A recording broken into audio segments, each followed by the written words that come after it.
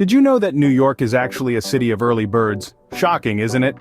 Now don't get me wrong, we've all heard the nickname, the city that never sleeps, but let's just say, it's not entirely accurate.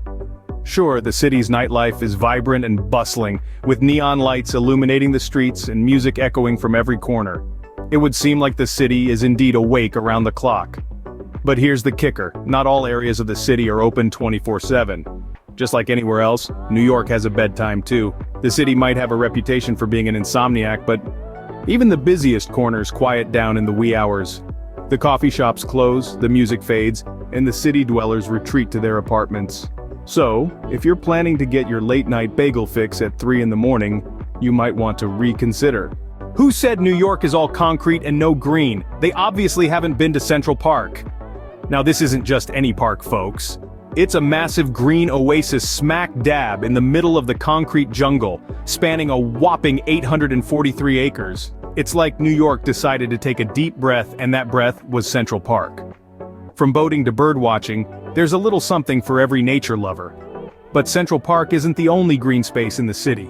Head on over to Brooklyn, and you'll find Prospect Park, an enchanting blend of forests, meadows, and lakes. And let's not forget the High Line, a former elevated railway turned into a stunning linear park.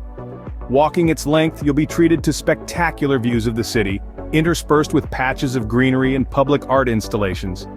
And it doesn't stop there. There are over 1,700 parks and playgrounds spread across the 5 boroughs, making New York a city of trees as much as it is a city of skyscrapers. These green spaces provide a much-needed respite from the hustle and bustle, a place to unwind, to breathe, to simply be. So when you're planning your trip to the Big Apple, remember, this isn't just a city of towering steel and glass. It's a city where nature thrives amidst the urban sprawl. So don't forget to pack your picnic basket along with your designer clothes. Ever wondered if you need to rob a bank before visiting New York? Well, the answer might surprise you. New York City, the city of dreams, often carries a reputation of being a wallet drainer. It's true, the cost of living and visiting this metropolis can be high. But what if I told you that you could enjoy the Big Apple without emptying your big wallet? Let's talk about food first. New York is a culinary paradise. From Michelin-starred restaurants to humble food trucks, it has something for everyone, but eating out doesn't have to mean shelling out big bucks. There are plenty of affordable eateries around the city serving delicious meals that won't burn a hole in your pocket. From dollar pizza slices in Midtown to bagels in the East Village, you can eat like a king on a pauper's budget. Next, let's venture into the world of attractions. Sure, you could pay to go up the Empire State Building, but why not enjoy the skyline for free from the Staten Island Ferry or the Brooklyn Bridge? And let's not forget about the city's plethora of free museums and galleries. The Metropolitan Museum of Art, for instance, offers pay-what-you-wish admission for New York residents and students from Connecticut and New Jersey. And finally, let's talk about getting around. The city's public transportation system is not only efficient, but also budget-friendly.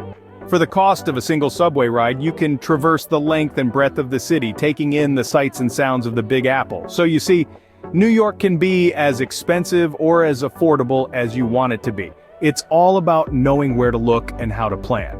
With a bit of savvy and street smarts, you can experience the best of the city without breaking the bank. So, if you're budget conscious, don't worry, New York won't necessarily break your bank, it might just give it a little shake. Are New Yorkers really as rude as they're portrayed in movies? Or are they just too busy chasing their dreams? Well, let's dive into this stereotype for a moment. It's a common perception that New Yorkers can be a bit, well, abrasive. But is it fair to label this as rudeness, or could it be something else? New York is a city of hustle and bustle. It's a metropolis where time is a precious commodity and people are always on the move.